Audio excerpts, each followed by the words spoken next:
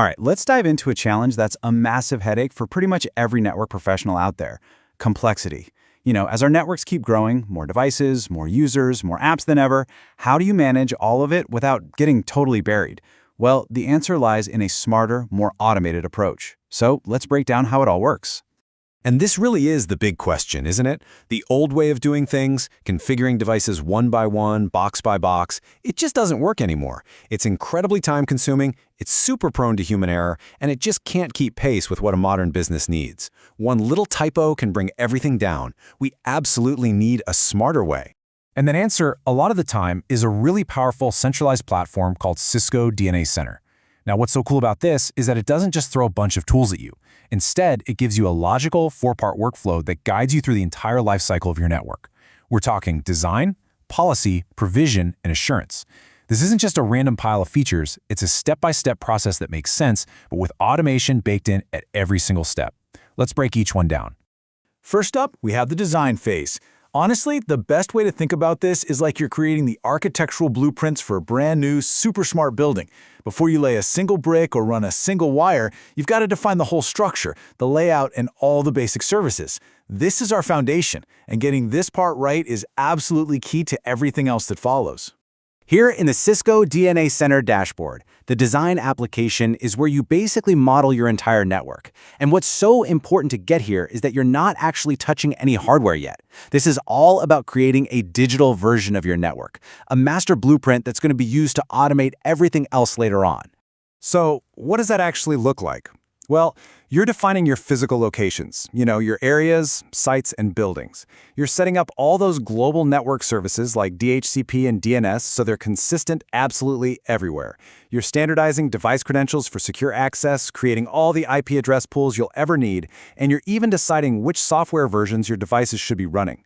Basically, you're creating a single source of truth for your entire network's configuration. It's all about consistency. And this perfectly shows why this first step is just so critical. By spending the time to create a solid design up front, you're building a consistent, repeatable template that saves you countless hours and headaches down the road. It's the difference between a network that grows into a tangled mess and one that scales cleanly and predictably. Okay, so with our blueprint complete, the next logical step is to define the policy. If design was the architecture, think of policy as setting the security rules and access permissions for every single room in that building. Who gets the keys and where are they allowed to go?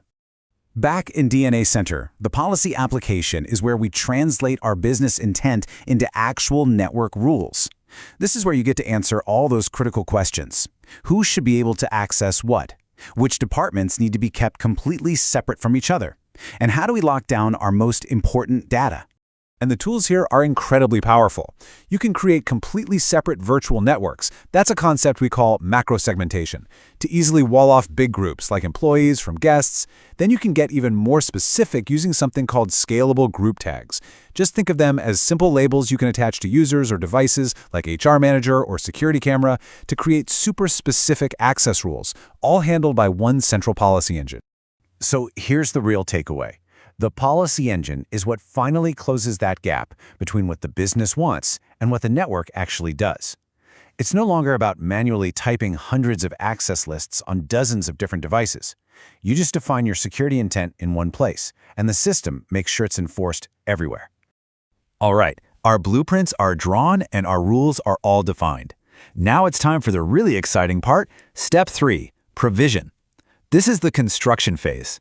This is where we take all of that careful planning and use it to bring our physical network devices online and into the fold. The provision application is where all our hard work in design and policy really pays off. This is the action hub for deploying your switches, routers, and access points across all of your sites. It's where DNS Center pushes out those configurations you already defined, making sure every single device is set up perfectly according to that master blueprint. And the level of automation here is a total game changer. Using plug and play, a device can be shipped directly to a branch office, plugged in by someone with zero technical skills, and it will automatically find DNA Center, download the right software, grab its configuration, and become a fully working part of your network. This is true zero-touch provisioning, something that used to be just a dream for network engineers. The benefit here is crystal clear, and it completely transforms IT operations. Automation gives you incredible speed, letting you bring a new branch office online in hours instead of weeks. It guarantees absolute consistency, which eliminates that configuration drift that causes so many problems. And it seriously boosts security because you don't have people making manual changes that could accidentally open up a vulnerability. So our network is designed, our policies are running, and the hardware is all provisioned. But we're not done. The final crucial step is assurance. If provisioning was the construction, think of assurance as the building's 24/7 smart security and maintenance system. Always watching, always analyzing. Now, the assurance application is a huge leap forward from old-school monitoring tools that just wait for things to break and then send you an alert. This is all about being proactive. It's gathering data, telemetry, from every device, every client, every application, to understand the health of the network and the quality of the user experience in real time. Inside Assurance, you get these incredibly rich dashboards showing you the health of the network fabric and every single person or device connected to it. It automatically flags issues, gives you insights into trends, and it can even act like a time machine for your network, letting you literally rewind to see exactly what happened during an outage. This turns troubleshooting from hours of guesswork into minutes of targeted analysis. And this is the final piece of the whole puzzle. Assurance is what closes the loop. It constantly verifies that the network you built is actually delivering on the business intent you defined way back in the policy stage. It's the proof that your design is working and that your users are actually having a good experience. So let's bring it all together. You start with design, creating the blueprint. Then you layer on the policy, defining all the rules. You execute with provision, actually building the network. And you continuously verify everything with assurance. You see? It's not a one-time setup. It's a continuous life cycle that lets your network adapt and evolve as your business changes. This entire workflow is the real-world application of a huge concept called intent-based networking, and it's a fundamental shift in how we think. Instead of giving the network thousands of tiny commands telling it how to do something, you simply declare what you want to achieve, your business intent. The system then automatically figures out the how and constantly makes sure the network is delivering on that promise. This whole structured, automated approach isn't some far-off future of enterprise networking. It's here, right now.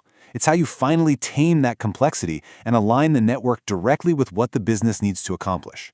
Which leaves us with a pretty cool question. Once this becomes the standard way of doing things, what's the next frontier?